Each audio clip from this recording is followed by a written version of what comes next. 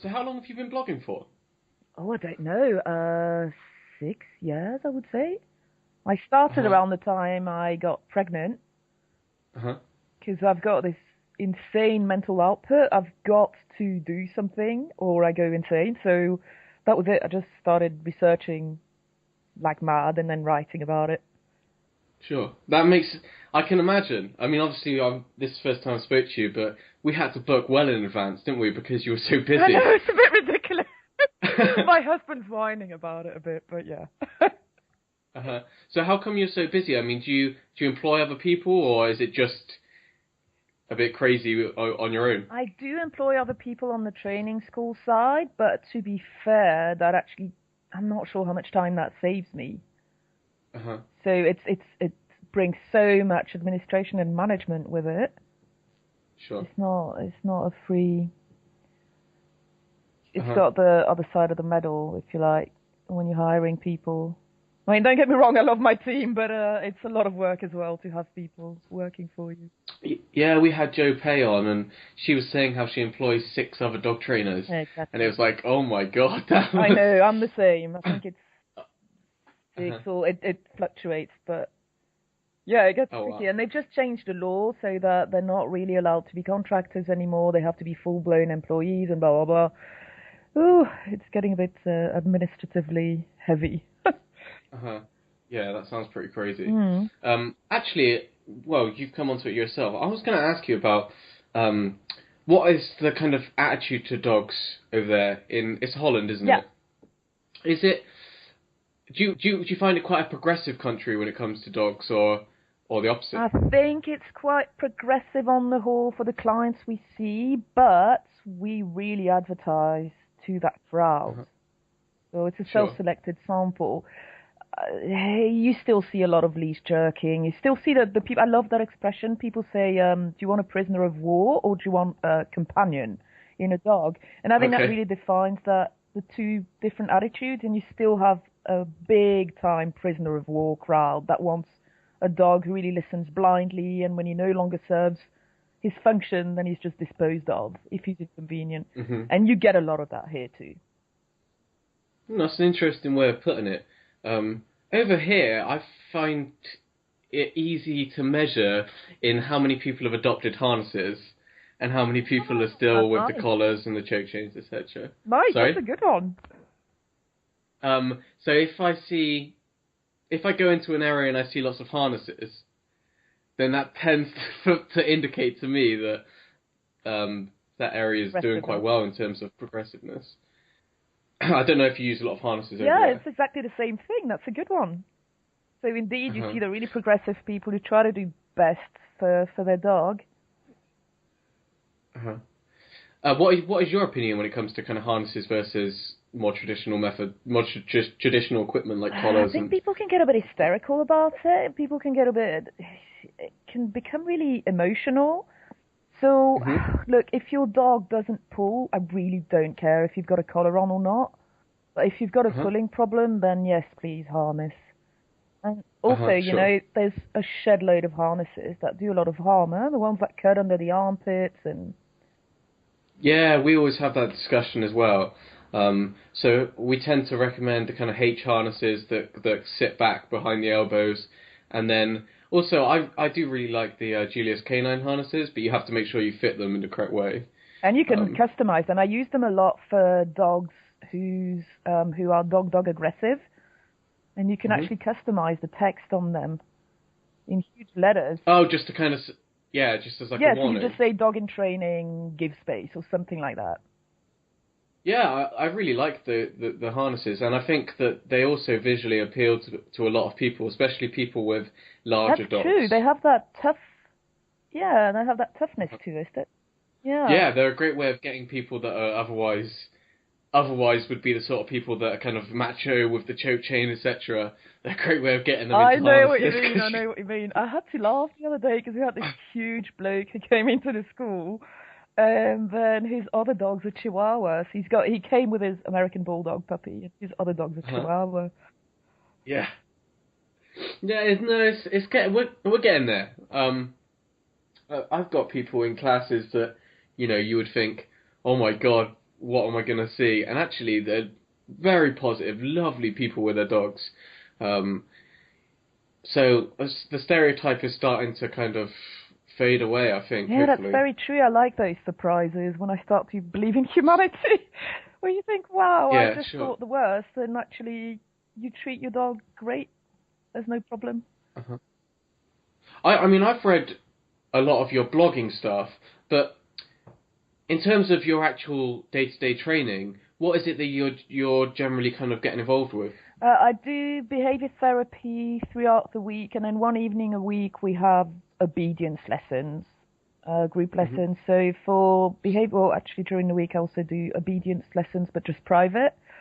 Uh-huh. And I try to keep the obedience and behavior work a little bit balanced because emotionally it can be so draining to just do behavior work Uh-huh.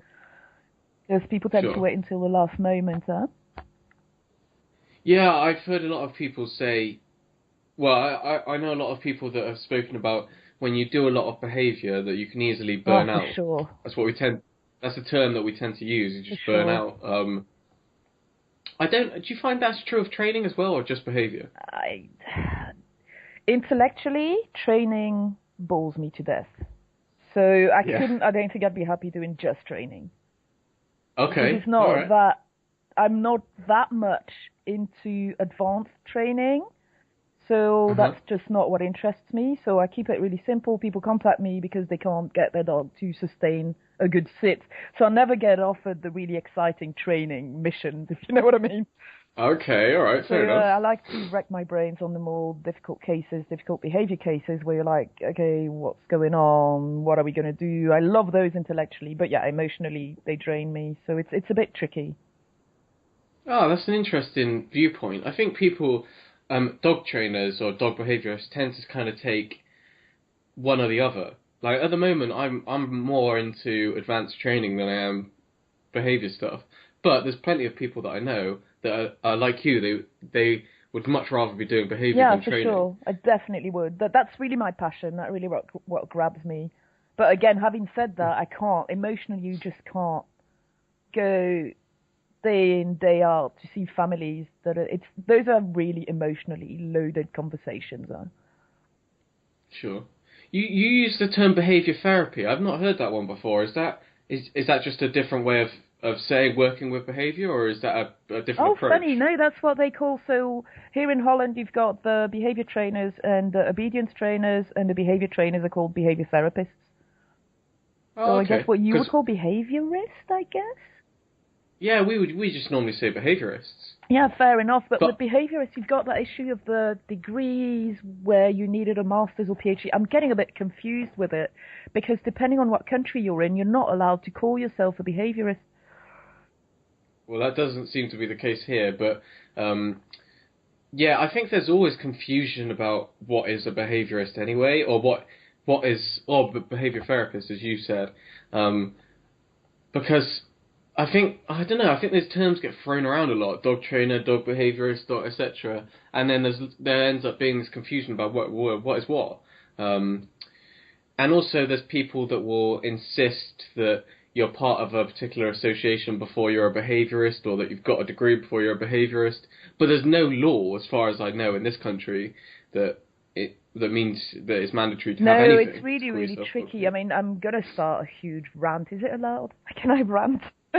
Yeah, no, It's carry on, really, please. really That's tricky because on the one hand, we are, for example, at the school, we're really, really picky about who we get on board as trainers, and half of it is marketing because we want to make sure that the world knows what our vision is, and then we have to be consistent through everything we do to stay true to that mhm. message, including what kind of people we hire. So on the one hand, it's more like a PR thing, but on the other hand, I have some really, really, really good trainers on my team who don't have a scientific degree and a relevant scientific degree, that is, and who don't, and some of them are still studying to get their certificate, their dog training certificate, but they are well-established scientists. And I don't think that I can, hand on heart, say, right, this guy does not have a scientific degree in psychology or ethology or zoology, so he's going to be useless. That never happens. Never ever happens. You got some really, really bright people without the degree, and who really know their way around an evidence-based practice. And then you've got some, frankly, useless people with a degree. So it's a bit tricky. I find that I'm not entirely comfortable with the whole idea of, for that reason, the whole idea of demanding one particular type of qualification from one particular organization, because it's no guarantee whatsoever. But on the other hand, I don't want it to be a free-for-all, which is what we have right now, and you get some outrageous abuses of authority, where people, in the name of their professional authority, will just spew all sorts of garbage and give sometimes very harmful advice. And I think those people would have benefited from a minimum program of certification. Yeah, I completely agree with you. I think you put that really well. I think I'm quite lucky in my area, where the majority of people are good, regardless of whatever qualifications they've got. But, I mean, there's two people in my mind that stick out that are just appalling in what they put dogs through and what they... Well, one of them is more of an... I'm not going to say their name, so I guess it doesn't really matter. But one of them I would pretty much say is a colonized. Just the level of advice is absolutely ridiculous. It makes you wonder. It really makes you wonder. Is this genuine? Do you believe this? I really sometimes I wonder. Well, I think people watch things like The Dog Whisperer and they read those books and then they literally think that they can do it, and thus, that's all they need. It's like, oh my God, what are we doing? That's so frustrating as well, because this is something I've just read, actually. I've just reread, I should say, to Karen Pryor, whichever one it was. Anyway, one of her books, I forget which, where she says, when people catch me at a party, I'm not working, and they frame the conversation like the dog is a machine that needs fixing, you can feel pretty quickly that that's the type of question. Then she said, I just move on, I don't even bother. If they frame it like a dog who has a personality, a being, who has emotions, and there's a problem and I'm ready to work on it in the long term, then she'll open up. And I think now I've become I really liked the way that she put it, because I've become really sensitive to that word. Whenever I feel the conversation that my clients start talking about, whenever I feel that's going towards fix him, you have 4 weeks to fix him, and that sort of language, I address it immediately. Sure. I just really, really make sure that I address their expectations. And sometimes it doesn't go through, but that's fine. I just keep addressing it. I just keep saying that's just not a realistic goal. That is not how I frame it. Of course, you don't do it in such a direct way, but I just really make sure that by the time the session's over, that I've said my piece about that. Because there's nothing more toxic, I find, than having these two different approaches. So the behaviorist wants one thing, and then the client wants something completely different. Where do you think that expectation comes from? Do you think it's traditional training years ago, where more like residential training? I don't know. Where do you think it comes from? We have a bias. Everybody does, of course. For everybody's so busy, and our time is. There's so much pressure on our time. Of course, we're going to really assume and value the easy solution. There's also a societal thing where, a dog is in this uncomfortable position between a child and a possession. And sometimes there's a line in the sand where people go, right, it is just a dog. And to a certain extent, I think they're right.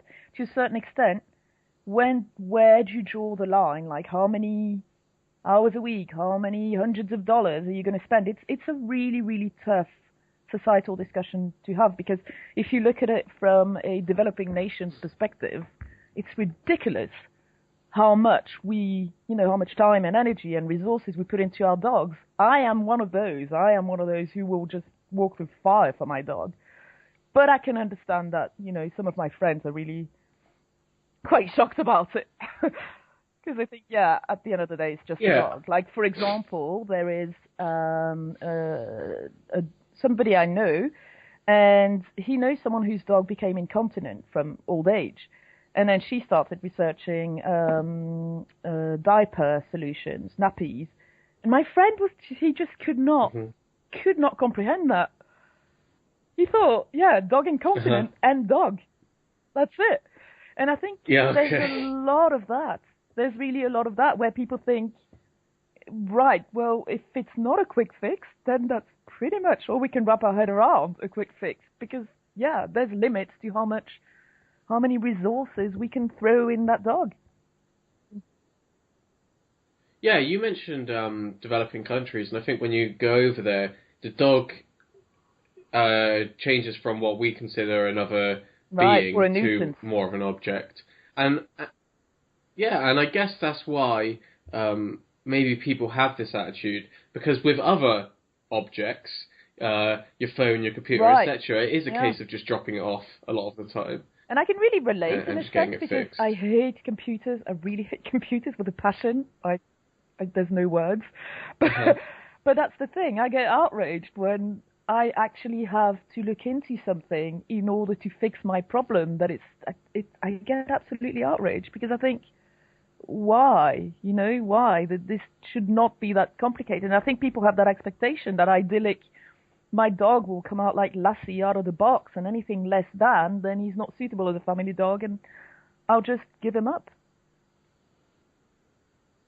I was talking to Eric Brad yesterday, and he comes from an IT background, and he made loads of analogies between the professions, and he was talking about the different types of consultants you get in IT, whereas one person will just, he said, like, type A person will come and just fix your computer, and type B person will come and he'll fix your computer, but he'll walk you through the whole process and teach you why it's going on, etc., etc. And then he was relating that to dog training and how he prefers us as dog trainers to be a type B person.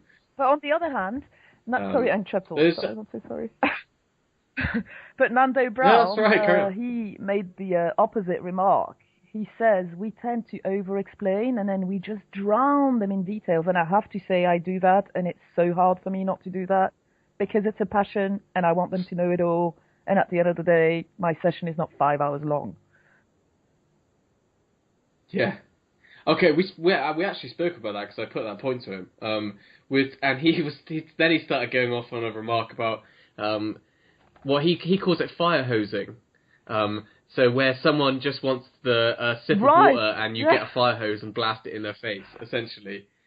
And he was just talking about how it's a balance between you want to teach them, but you also don't want to throw so much information at them that they're like, oh my god, I can't take this in. You know what's helped me a lot trying to become better at that? Less of a fire hoser.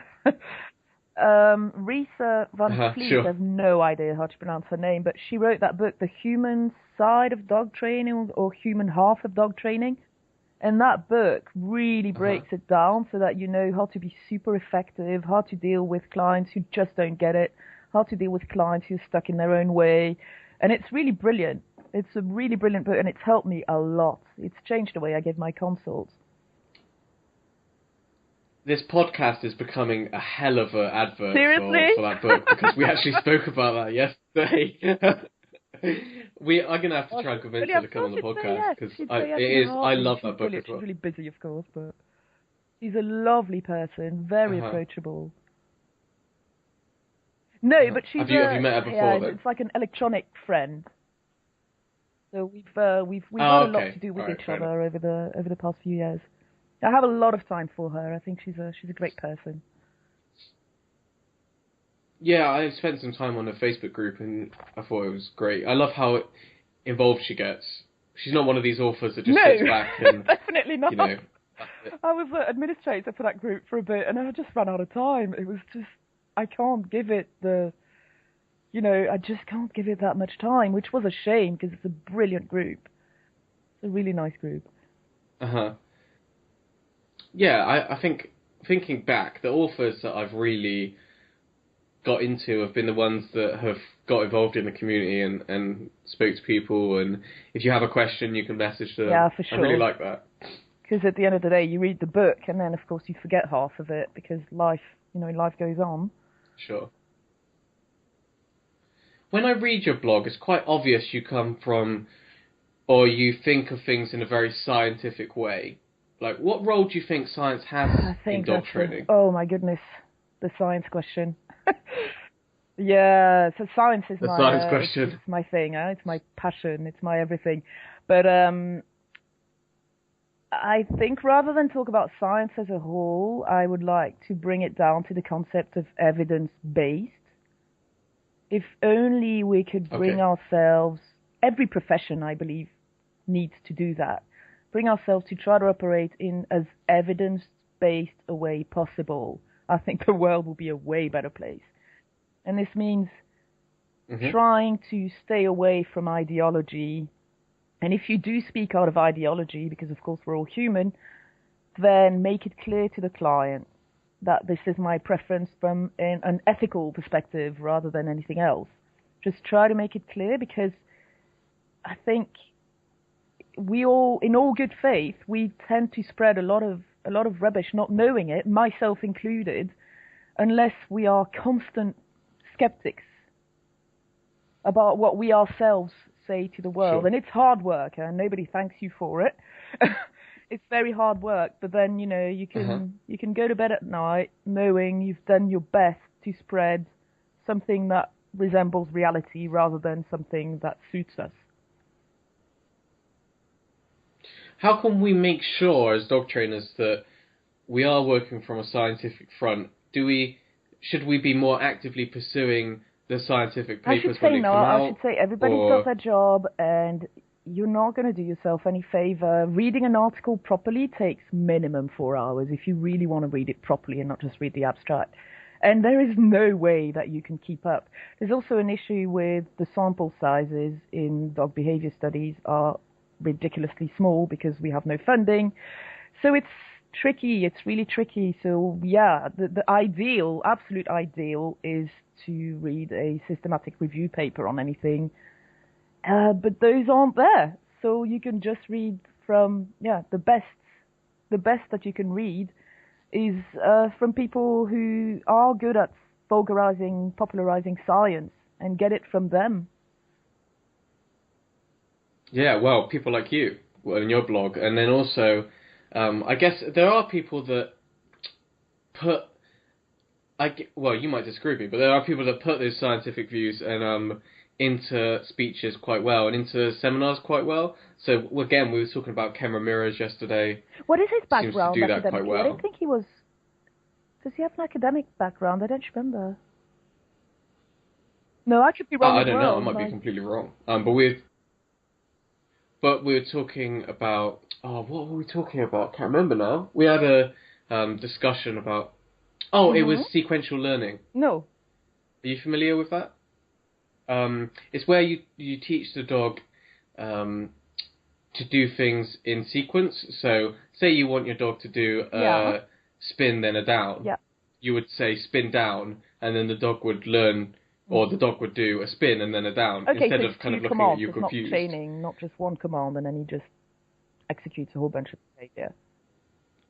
I guess it's 2 commands, but you're saying it at once.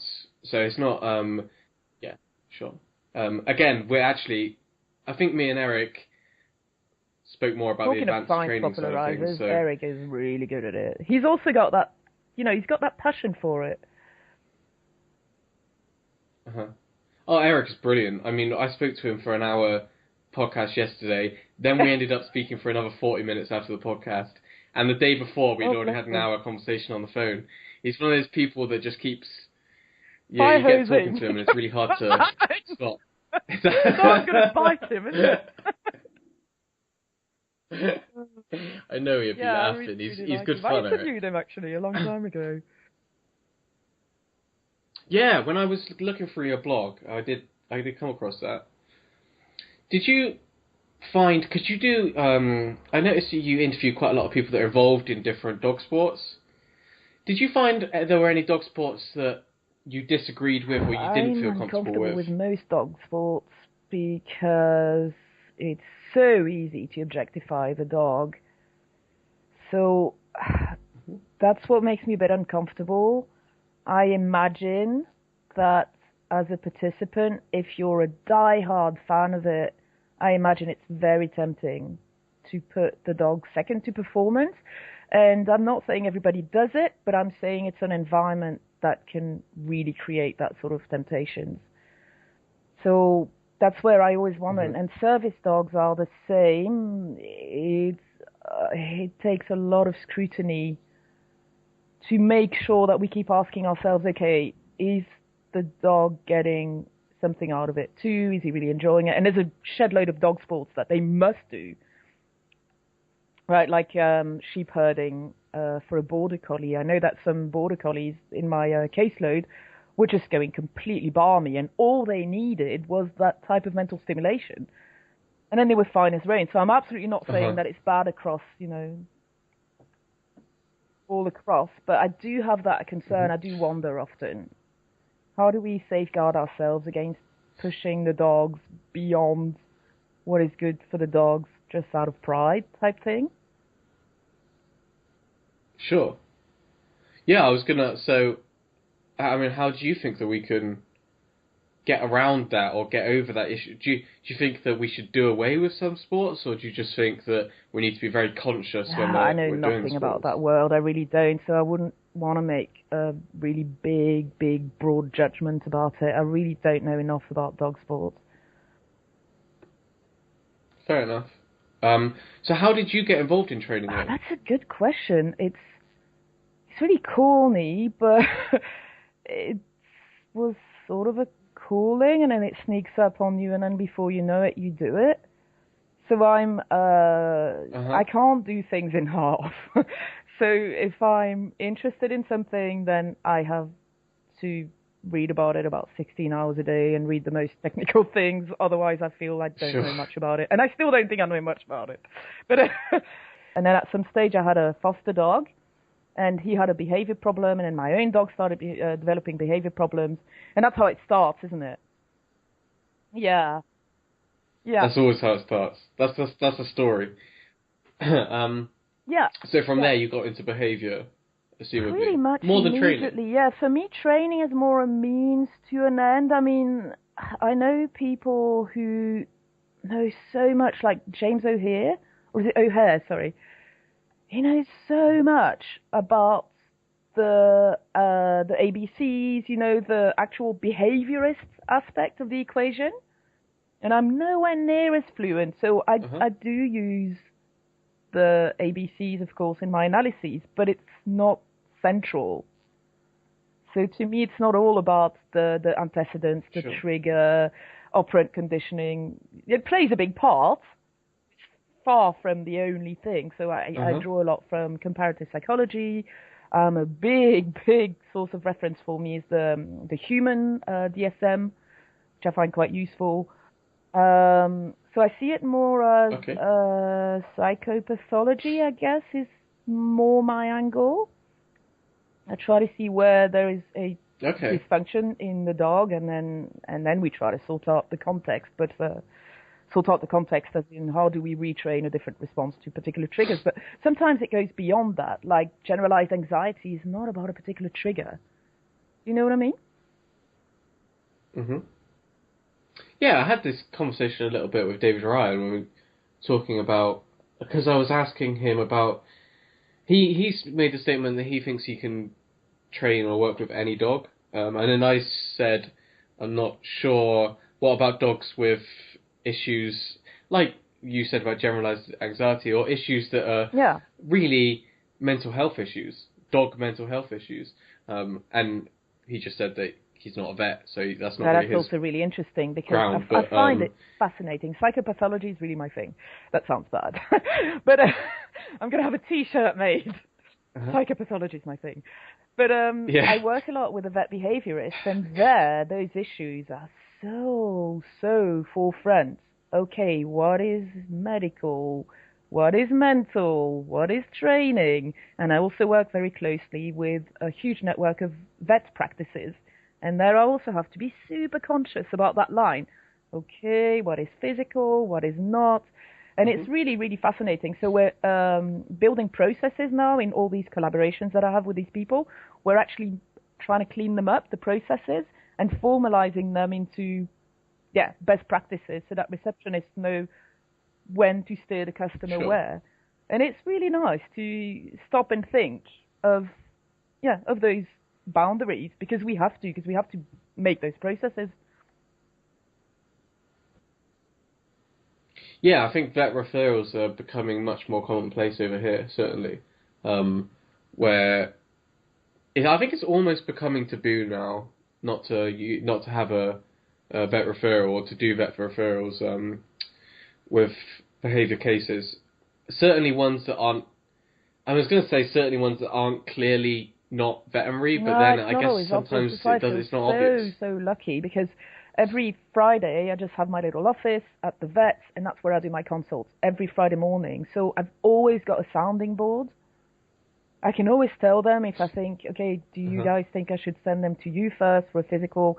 And that's brilliant. It's really brilliant to have this close relationship. It really helps so much. And I think it really does the dogs and the owners a huge favor, because you're not wasting time on interventions that are just not the best intervention at the time. Yeah, that sounds really excellent. I think that sounds ideal. Unfortunately, the majority of us don't have those kind of resources. I was really grateful It'd be amazing when it happened, if we did. And it was, it's tough, because I think a lot of people quote the vet, because what the vet says is gospel for the general public. So the vets get harassed all the time for these referral relationships. So I can imagine that they're getting a little bit resistant and a little bit skeptical when, that's like the 17th person who says, will you please just recommend my services. So it is tricky. It's really tricky. Yeah, well, it's a difficult one, because as a dog trainer or a behaviourist, you want to have that relationship so that you can do things in the best way, as well as from a business standpoint. It makes sense to have. Because that brings me on to another hot button issue, and that is how legitimate these professions are. It's so tricky in the eye of the public. Maybe it's in my head, but I always get the feeling that I've got to get over a little hurdle of skepticism on practically every client's part. They just really think that it's a bit of a fluffy profession, that they really need to see the money before they start believing that it's actually can be really effective. Maybe it's in my head, but I always feel I have to really demonstrate some effectiveness before I can I can really get them on board. This. I think that's probably more of an issue with behaviour than it is training. Because with training, it's pretty easily done, in the sense that, okay, that's a finite, concrete objective that you have, and I either say yes or no. I think we're both going to agree on the topic here. How do you feel about pet communicators? Pet communicators? So people that I've interviewed one. claim to be psychic and... Look, I'm evidence-based, and I don't know if you've... that'll be my answer. I'm really passionate about it. Like my superhero is Ben Goldacre. How do I feel about animal communicators? I'm a very, very...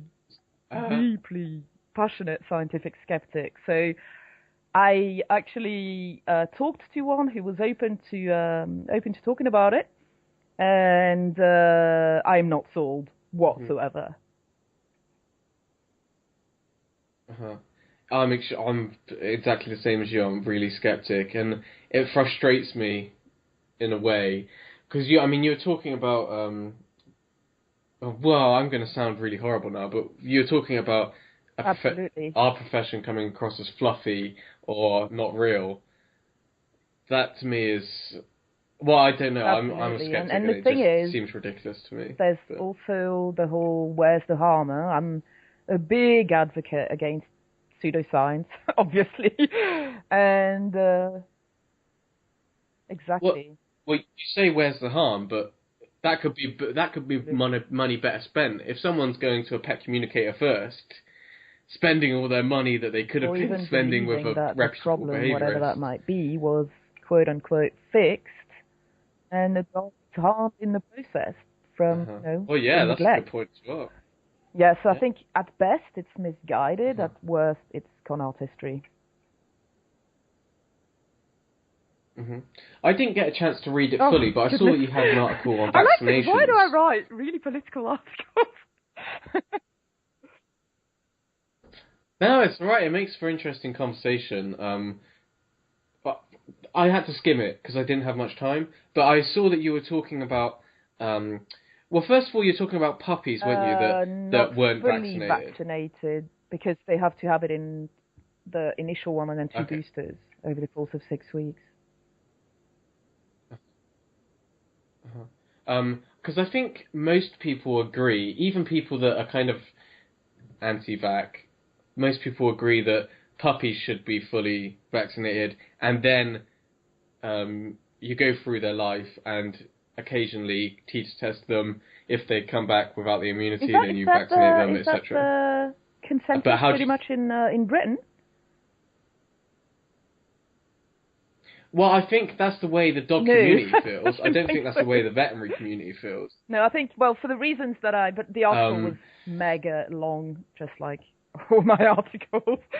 But I don't know how to write short. Sure. But yeah, you have a whole bunch of issues with herd immunity, and you have the same with the anti-vax crowd now on the human level.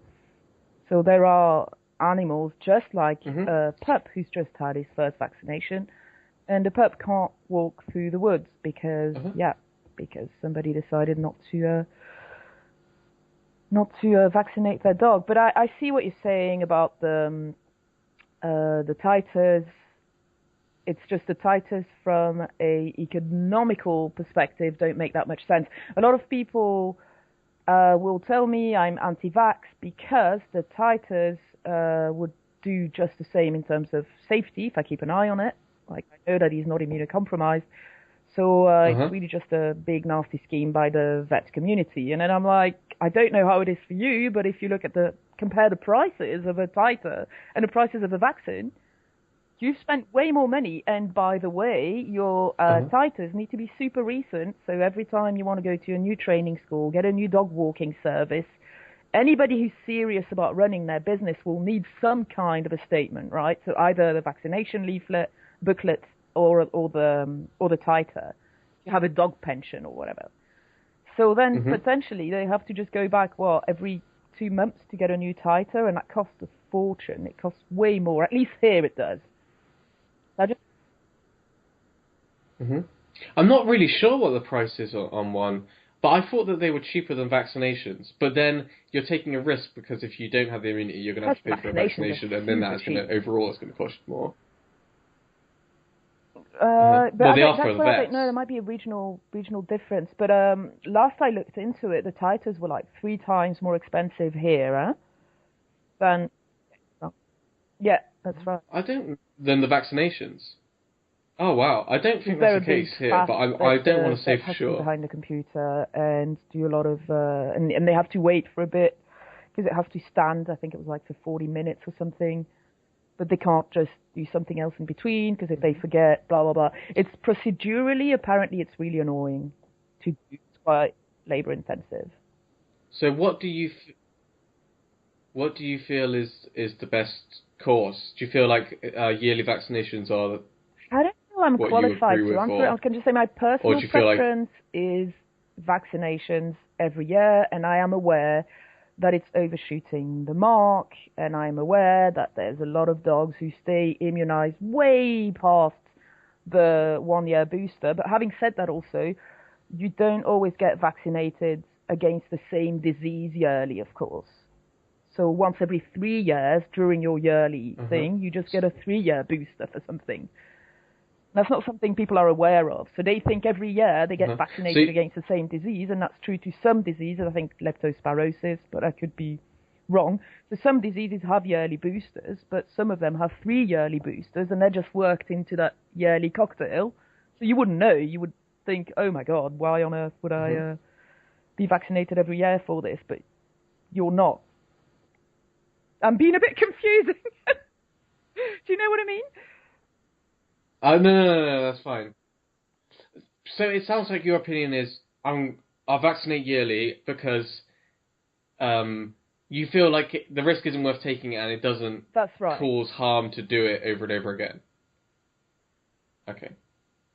All right. Okay. Fair enough. I would say that I haven't done enough research, but from what I've read, I would probably side more with. I think the best way of doing it would probably be yearly teeter Oh, you tests call them and teachers? then Funny. vaccinate I'm accordingly. probably wrong. Well, I'm pretty sure that No, I think you're right. Because I'm I've only pretty ever heard sure it that it's exactly teeter, said but I might before. be wrong. We'll probably get. We might pronounce it differently. We might both be right. Right. So we'll see what people say. But yeah, so yeah, because it seems to that's price out of the equation. So I mean, if you money no object, then surely it would be better to do a yearly teeter test and then before you vaccinate. Yes and no. I just still. This is where I'm more talking out of ideology rather than evidence. I haven't done any serious research on this, so I'm just going by. Do you know what? I'm just going to keep doing what I've always done because I know that it really does next to no harm. I mean, if there is, it's extremely rare when a dog does have an adverse reaction. But I don't feel I have a qualified opinion about this. Yeah. I thought you were a science communicator. You've read blogs on not, this, Laura. I can just say what I do for my own dog. This is epidemiology question. And yeah, and I just don't want to. On medical issues, I'm being really, really careful to make it clear that I'm not of it. There you go. No, fair enough. Sure. Everyone should disregard the last 10 minutes of our conversation because neither of us are qualified to talk about it. The blog that I wrote was, I'm, again, as a scientific skeptic, which is more a philosophical position than anything else, I was very, very skeptical about the human anti-vax movement. I looked into it, and it really confirmed my position. And then I was surprised to find out there was the equivalent on the dog front. And that's what got me curious. So instead of rejecting it firsthand, thinking, yeah, it's probably rubbish, I didn't want to do that. I wanted to give it a chance and look into it.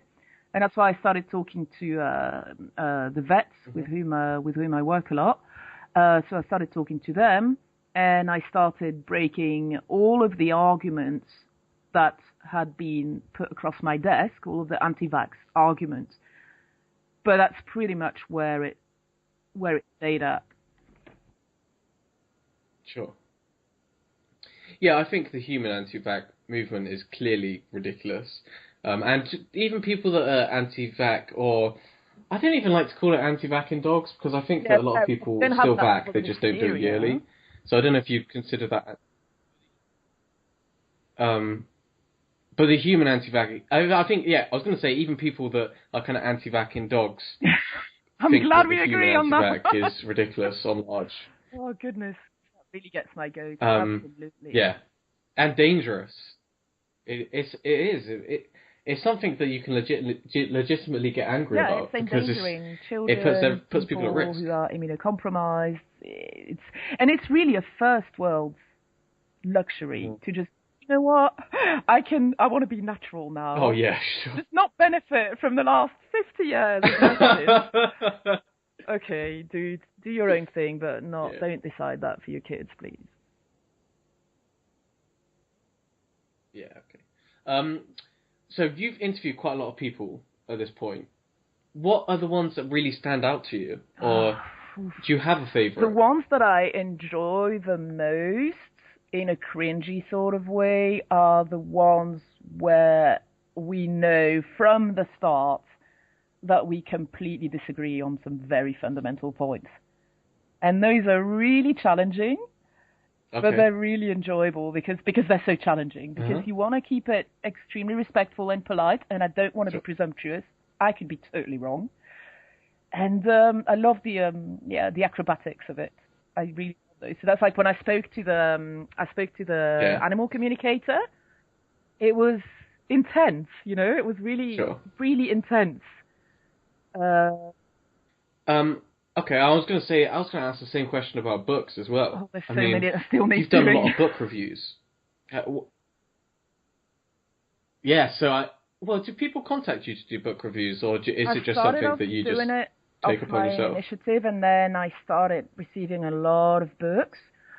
And then I started to be proactive and Uh-huh. contacting the big editors. Dude, yeah, this one's coming out. I don't want to pay To for do the it, but ones you I'll write the wanted to or review. something. And having said that, there is no guarantee the review will be good. Uh-huh. So, take the risk or not. This is my address. Yeah, absolutely, because Do otherwise you there's actually say that massive as well? pressure on me to write Oh, good, okay.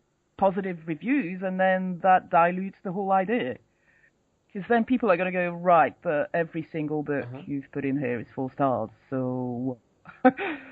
So no, I do tell Yeah. them, and it's not an attractive proposal, but most of them say yes. And then sometimes you do end up with that really Mm-hmm. awkward moment where it is the worst piece of rag that you've ever written, that you've ever read, and you've got to kindly explain that. But I am kind when it's a book I Sure. really disliked, that I think a book that's not making very valid statements, etc. I word it very kindly. I really don't believe in destroying somebody's pride just because you write a book review, and I also don't write it in Amazon Sure. then. So if it's a really poor review, I just keep it to my book review page. And I tell the owner, and we tend to talk about it as well. And to Mm-hmm. be honest, in all these years I've been doing it, there's only one who got really annoyed. So, that's fair enough. I do try to be really kind. Yeah. Okay. Uh-huh. So, were you reading a lot of books anyway, and Yeah, then it's that like just I'm kind of was like a a natural Jack progression, Russell. or? If you don't give me a walk, I go sort of insane. So I really need to read like Olympic champion, or it's just Okay. uh, it's like mental stimulation for a border collie might be a better analogy. If I don't have it, I just go a bit Uh-huh. stir crazy. I Uh-huh. just need to So, crunch some material in my mind. is it always dog training books, or is it Uh, more wide than that? It's not so much dog training nowadays. Nowadays, I'm really, really into biopsychology, neuropsychology, just psychopathology, just the DSM. I'm really into the Animal Madness. I don't know if you've read it. Mm-hmm. I really liked it. I liked it so much. No. It's written by a science historian, I believe. And anyway, it's a brilliant book because it looks at certain dog behavior problems from a psychiatric perspective. So this is the sort of psychiatric Mm-hmm. disorder this Oh, okay, cool. dog would qualify for if he was seen by a psychiatrist type thing. Super interesting. And then she looks into the research Uh-huh. into that sort of problems in zoo animals, etc. And this is like valid research of comparative psychology thing in my mind at the moment, because I started in this job, and separation anxiety was like the classic, right? Everybody would have at least 2-3 of these cases a week, and I used to go, no problem, and I'd just pull up my sleeves and follow the textbook scenarios. And then I found out, it was like, oh my God, that's not working, and it's working with this dog, but not that one. And then I opened up Pandora's box of complexity, and I realized that I'd completely oversimplified it. Yeah. Absolutely, and it's really difficult in terms of fitting it in with the life of people as well, because people have to go to work, Yeah. they have to leave the dog, just they have to. And so it's, I mean, for management in other issues, you could, so say that you have dog reactivity. Oh, okay, well, we just avoid dogs for the next few weeks until we do our work, etc., etc. Well, you can't do that with separation Right. anxiety Yeah. because people have to go. They have to leave the dog. And they think you're insane. So Then it's like, it's a really you what? difficult one. I can't leave the house at all outside of the training sessions. For how long? And you're like, okay, we will help you find logistical solutions. But indeed, every time the dog might sensitize, and then you have to start again. And it's a tough sell. It's not a good sell. Yeah, I think that the community as a whole is But you know what really helped struggling with me a separation lot anxiety. is But to be on the yeah, other end, on the other side. Once I was the client, I think I even wrote a blog about that. Once I was on the client side of things, so I contacted the vet behaviorist. I first contacted a colleague, and then she referred me to the vet behaviorist. And I just recognized all of the behaviors in myself that I saw my clients do, and which were frustrating me. It was like, seriously?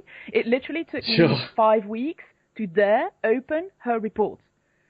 It's ridiculous. And I have clients who do that, and I get frustrated. And I think, come on, I've put in time and energy, I've invested in you. Get back to me. And every single thing that my clients did that I couldn't understand, I found myself doing. And that was a brilliant process to go through professionally. Personally, I could have done without it, but professionally, it was really an eye-opener. It was insane. I could literally tick all the boxes. Denial, just you name it, I did it all. What kind of measures do you feel like are best for prevention of separation anxiety? I think, first off, some dogs are just so predisposed. Forget about it. I think in an ideal world, I would like for people to be ready for the possibility that their dog can't be alone, and then we'll work from there. I think it's a bit harsh, but if you both work full-time, please question what you're going to do if it goes wrong. That's a really, it's a tough message, but that's really how I feel sometimes. I see single people who work full-time and don't have, and they're expats. I work with expats a lot, with foreigners who move for Shell, etc. Sure. And there I do sometimes feel, did you consider this? Did you weigh that decision the way it should have been weighed? Because, your dog can't stay alone. Now what? And those are people who work 80-hour weeks, not just... So, that's my first prevention thing is please have a plan B so that we have the time to work on it should there be a problem. Please don't assume the dog can stay alone without being distressed. And I think this is also leading us to a very interesting area of what is normal in terms of that will not fit with my life, therefore it's abnormal. And that is part of what a dog needs. They need a lot of social contact and a lot of mental stimulation.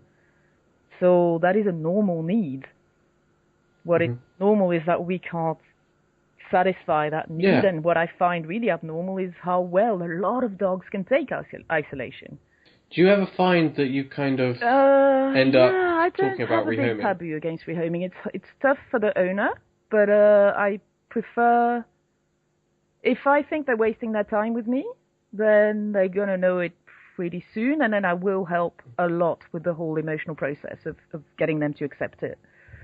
So I won't convince them, but I will definitely, if I see that that's the best outcome for both the people and the dog, then it's not something I'm going to shy away from saying. Of course, there's a time and a place, and there's a way of saying it, because, it's a very hard conversation to have. So it sounds like you've also done quite a bit of research on kind of human emotion and like helping people through things like that. And teaching I and really whatnot. have. That's going to be my next one. I really have so much to learn on teaching. I'm the fire hose type. Still, I try to fight it, but so I have a lot to learn there. Yeah, sure. But, on the human emotions, I had to break it down myself because I'm looking at humans like any zoologist. You guys are just a species, like I'm part of it, but it's a species which has certain emotions and certain behaviors and certain predispositions, and when you computerize it that way, then you end up being able to relate with people quite easily. Because you can predict that. I sound like a computer, but you know what I mean, right? You can sort of predict their reaction to stuff. You can predict how you would react to stuff. So is your interest in animals wider than dogs then? Because you obviously did a zoology degree, is that right? So are you... I mean, you've ended up specialising in dogs, I guess, but is your interest wider than dogs? Have you done a lot of work with other animals? With dogs. And personally, I'm just an animal nut. Like, even when I was little, I nearly got arrested in America for shouting at a cop for shining his light in an alligator's eye.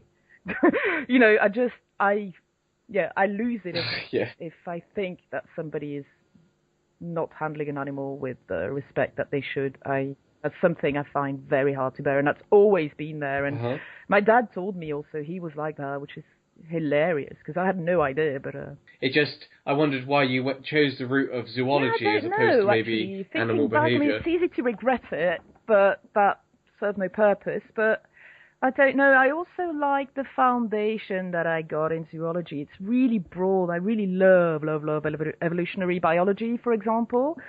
And it gets fiendishly complicated when you get into the maths of it, and I love that.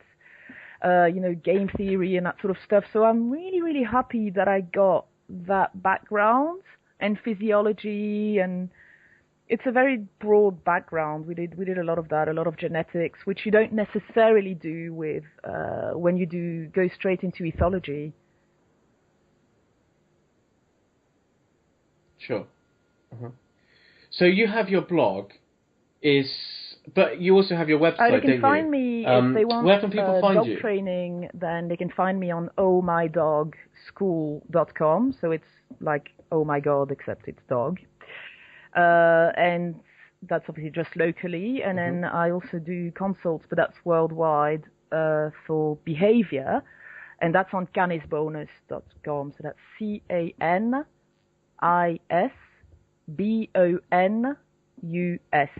So Canis Bonus. The worst name ever for marketing. It's facebook.com/Canis Bonus. Okay, cool. / Brilliant. Yeah. Yeah, okay, same here. right, fair enough. All right, well, it's been great talking to you. Yeah, yes, please. That was lovely. Thanks for coming on. We'll have to do it again sometime.